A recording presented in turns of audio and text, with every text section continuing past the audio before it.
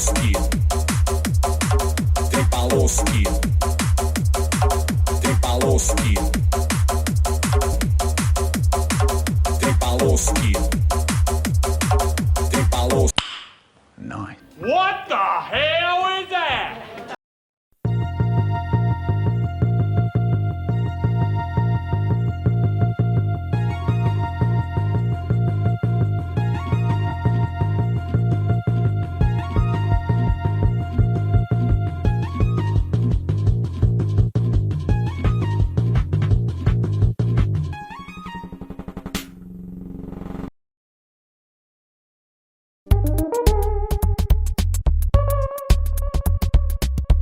Hi guys, Lang here with some Flickerstrike wannabe grenade build. So how does it work? It's very simple. The core build idea is built around my oil grenade Witchhunter with some changes. So with Witchhunter Ascendancy I have perma cooling strike from pitiless killer node. What is cooling strike? Whenever enemy HP is below certain value, it will die instantly. For example, for normal enemies, whenever their HP is at 35% or below, they will die instantly. So we can increase this number. So how to achieve that?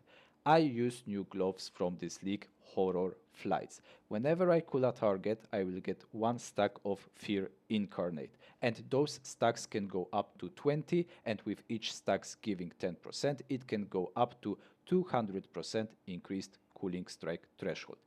In theory, we could increase it even more with helmet like Myris, the node from Heart of the Well with increased cooling strike threshold, or with passive skill tree, but that would be an overkill in my opinion. So let's do quick math. For normal monsters, the basic breakpoint is at 35% HP or below, and with 200% increased cooling strike threshold, it means they will be cooled at 105% HP, meaning we can kill them at full HP with only those gloves.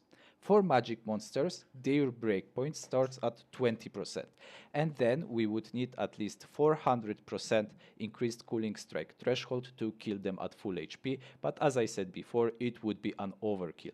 With good density, monsters will be close to each other, and with explosions from Ascendancy, Zealous Inquisition, and with Herald of Ash, blue or rare monsters won't be always at full HP, meaning they will be easier to cool or finish with grenades. So that was the basics. Let's talk about the interaction. So I shoot oil grenades at enemies.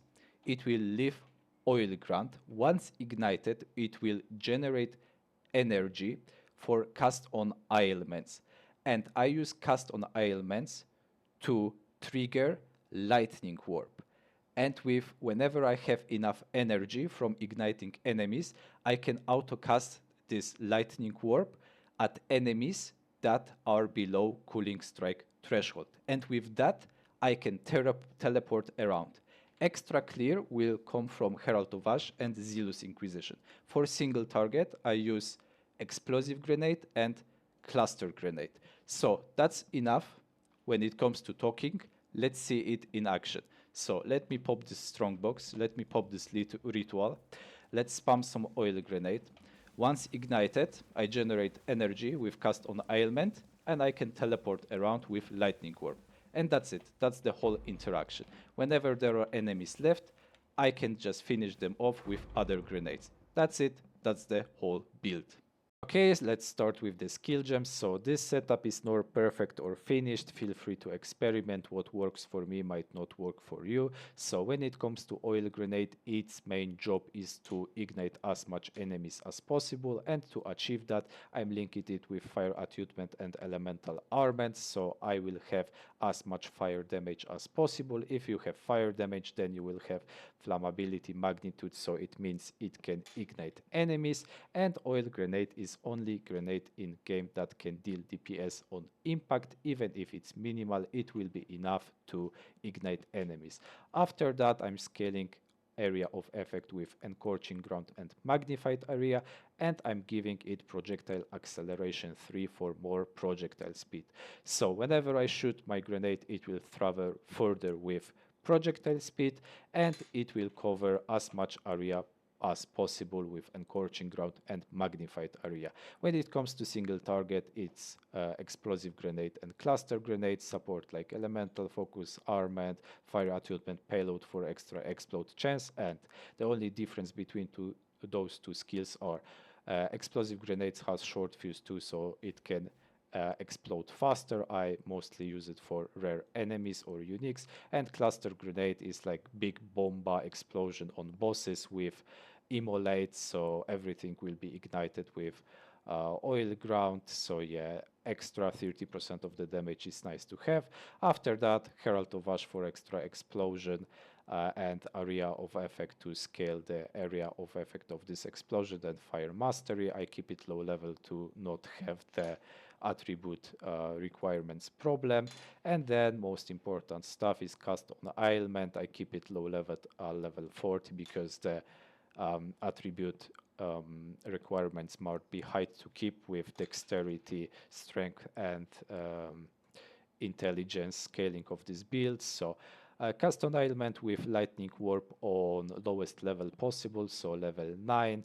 The main job of it is to teleport me around whenever I have enough energy to auto cast it, and then I have stuff to generate and retain as much energy as possible, so boundless energy for increased energy generation and energy retention for supported skills to retain half of the energy cost. I also have this anoint energized 25% chance for triggered skills to refund half of energy spent, so in total it will be 60.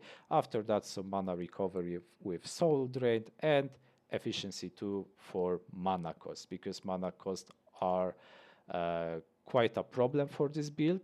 So I solve mana issues with mana gained on kill with Lavinga for auto mana regeneration and some percentage mana kill in my skill tree.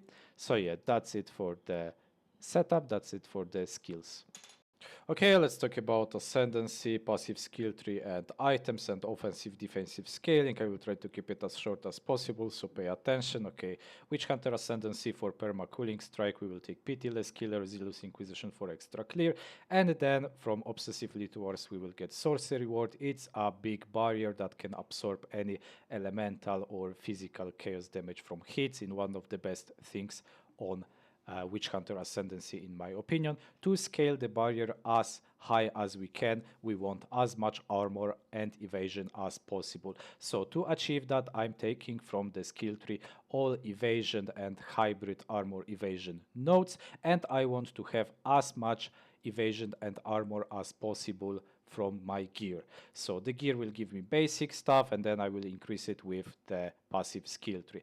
The cool interaction here is they added this helmet, so part of evasion will be converted to armor. So currently I have 29% here and extra 8% here, and this armor can be increased by hybrid nodes for the skill tree. So yeah, we have the damage from hit covered up, and versus dots I have ignite immunity from crystallized immunities. Be sure your red gems are the majority of all your gems in your setup, and then I have bleed immunity from Toreland equipment. As you can see, I have more armor than invasion of helmet, meaning I'm bleed immune. If you check character selection, you can see it here, so immune to bleed, immune to ignite.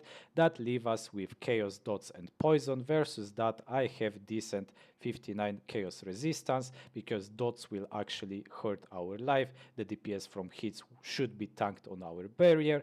So yeah, I have some chaos resistance on gear, and then of course I have like elemental resistance from gear as well, to have it capped at 75% or even overcapped. So yeah, in short, you want as much armor evasion as possible. Fire rest caps chaos versus dots, and we are ignite and bleed immune. When it comes to movement speed, I'm currently at 56% movement speed, and as you can see, I have 0 movement speed on passive skill tree and on boots.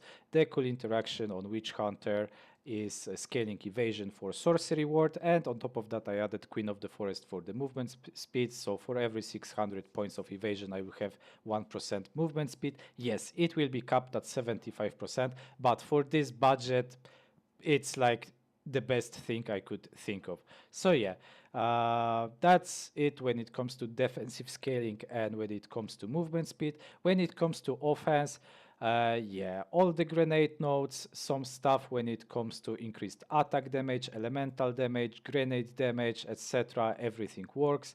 This build scales really good with gem levels. You want good weapon like Tartan Cannon with as much damage as possible, then any stuff that can increase projectiles. So for example, this node, grenade skills fire extra projectile, this Tartan cannon with 2 extra projectile, or even siege crossbow with explicit is very nice. Then it's gem levels, and then general increases to elemental damage, attack damage, crossbow damage, fire penetration.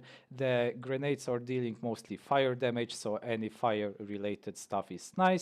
After that, what's left is chance to activation second time here, and area nodes. Whenever we ignite with energized blaze, we will have more area of effect, meaning the oil grenade will cover much more area than some area of effect here. Of course, I have some cooldown stuff because grenades are cooldown skills, so we want to have it as short as possible. So yeah, cooldown stuff here and cooldown stuff from this node. And I think I covered everything I wanted, except yeah, here are the cooling strike threshold. I'm taking them with bounty hunter and this node for extra life and mana recovery. And also, yeah, the expensive part is +3 to cluster grenade, or because of the single target. You could take like +2 oil grenade, +3, +1, whatever you can afford. So either cluster explosive or oil grenade. Then I have this node, so I have this javel for meta skills gain increased energy. So total increased energy gained on cast of ailments is at 107%, which should actually double the energy from ignite, if I'm not mistaken. And yeah, and then yeah, I have this from nothing diamonds, so passives around Hall of Palm technique can be allocated. This is optional. I am only using it for extra OE and for extra projectile speed here and some projectile damage. I was experimenting. You don't need this. For example, you could take projectile speed nodes here, so your oil grenade can travel further. And then for AOE, it's only like 10%, so it's 1.1 meter radius. Yes, so that's it when it comes to Ascendancy, passive skill tree, and grenades. Scaling, yeah, the most important part and the core of the build, of course, is the gloves. After that, whatever you can take or whatever you can get your hands on is really nice. So, for example, you can upgrade the build with Rite of Passage, you can take Headhunter, you can get stuff like, for example, the Calandra touch. If you have really good ring, you can go for some rarity. You can have like expressive Heart of the Well diamond with more cooldown and fire damage. Yeah, alternatively, you can have siege crossbow instead of tartan cannon. So yeah, once again, for the weapon, you want as much damage as possible. I think on the weapon the weapon will be most important when it comes to damage. So for prefixes, you want percent fees, flat fees, and third prefix is optional. So for example, you can have increased elemental damage with attacks, or flat fire damage, or flat physical. It's not much difference. I tried to pop it, but with current state of Path of building, it was kind of hard. But yeah, overall, the third prefix doesn't really matter. After that, you want +2 attack skills, yeah, and anything you can get your hands on. Of course, gained life per enemy killed or mana per enemy killed is really nice for recovery. So yeah, that's kind of it. That should give you enough information to debunk the build. I will also link the guide to basic oil grenade stuff in video description, so if you want more information, be sure to check it out. That's it for me. Thank you for watching. Okay, so let's do some quick showcase. Let me pop them up. Let me teleport in, so this will be uncut. I will try to record it in one go. As you can see, I don't have Headhunter or Rite of the Passage. Those are two most expensive things in the build. Yeah, in most cases, whenever I shoot oil grenade, it will be enough to kill all enemies. And yeah, then I can just teleport around. Yeah, I mostly invented this build to click less buttons when I do rituals, so whenever I pop ritual, I spam oil grenade a few times, and then all normal or magic enemies will die instantly. Whenever rares are left, I just click other grenade to finish them off. Yeah, that's the whole idea. The build quite safely is a bit clunky. It's Flickerstrike wannabe after all, so you cannot control your character, except I put the grenades on weapon set 1 and oil grenade with cast annihilment on weapon set 2. So in theory, whenever I teleport, I can just press other grenade and stop the loop, if you can call it that. And yeah, as you can see, another ritual, I just pop oil grenade, I teleport around everything that is magic or white rarity, then it dies.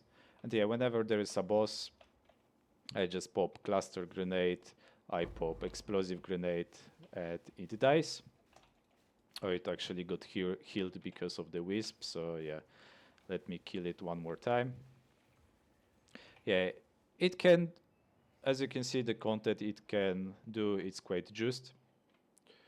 I'm doing currently tier 15 map with tons of map modifiers. So yeah, I think that's it. If you want to try it, do it. Of course, you would need to try some stuff around. You would need to experiment. There is no one best setup for this build. So you could experiment with Myris, you could experiment with Heart of the Well, and yeah, that's kinda it.